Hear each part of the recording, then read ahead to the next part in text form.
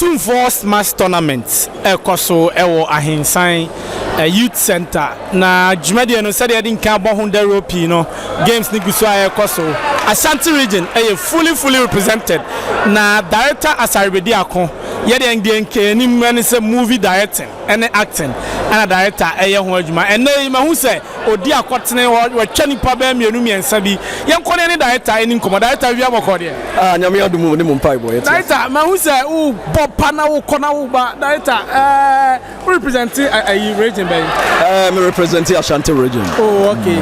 Na sign na niema ko Ashanti Region and sign aba wan kasa wo so personally sign na niema ko well so far so good. I think say Ashanti Region with the men's team no dey almost ya can put 2 per any room ya can put 2 per any room intino the final my last match I'm boy na the Mewura 116th inti you go so okay yeah then motivate you then kianim say acting and I would do hujuma table tennis ebeto mu da ben say kwa motivate you a odi table tennis aka juma di no yo unu ya madam say I think say table tennis eno na me bo and Sanami Jai Abaye acting. Oh, okay. Way back from early 90s, from 94, 95 up to 99. Okay.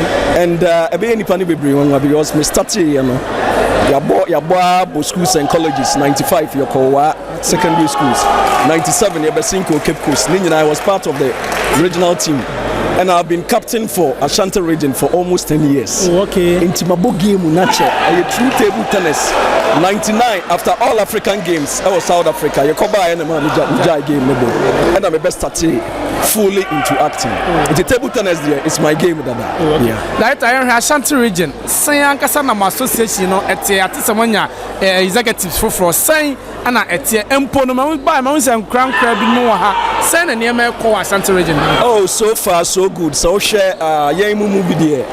Almost there 20 years in and so but my colleagues, you know, obi to say Benjamin Ben Yabua or Nitimo no mamu yankrophobia omo bo mo homode pa with the Ashanti regional team.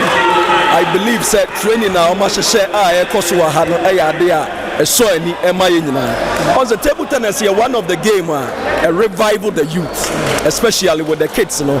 We also had those days to say that time near Bono. Baby, I'll be feature baby. What you see is table tennis. And that's how the Nina everywhere. And the baby, I'll be the over why. You can say MTN mobile money. So the SCA spread no. Sana na table tennis here. And I believe say a game will be a enqualape. It is high time we will plead for more sponsorship. Some of us here, I believe, say Nyadia Edi with the team now preparation now my no. Yabeko Swa Boa, I'm a team no etimi as support to my game na a revival Ashanti Region. Okay, Ashanti Region akani pamienu and I'm the ultimate no more assure say Mobaje Mobemana Kaha Enko Volta, Enko Greater, Enko Central, more assure. On say definitely I would say baby I do need your boy home day. Especially me per se, you know, people nani pani be bringing any that so because for the past 20 years me training that. But once a national player ube strokes kakre be at least you can revive. So it's your bumpire and you would churches Ashanti Region when you say whether cry for or my parade with the national players. Yes, still we will play with them because I'm also part of the national team, so I've been there before. Tournament in general, sign our organization, Excellent. You better stand big for us. Me who say many major sponsors are. Nayada and chairman, I see. Also, why are they pay such competitions? You be hear more people because we had those days, not Bonvita. Those days we had national championships and now Bonvita can't brief for almost sponsor for some time. And so young brother Victor Nanaya who former A-Life also be so more to revive the game in the Ashanti Region. And to stand big for Abesom, I believe some of their bank is Kafi more to revive the game because game they are there. Emma, you're hitting more talent. Yeah, that's the part director Asare Bediako and you're training Kano.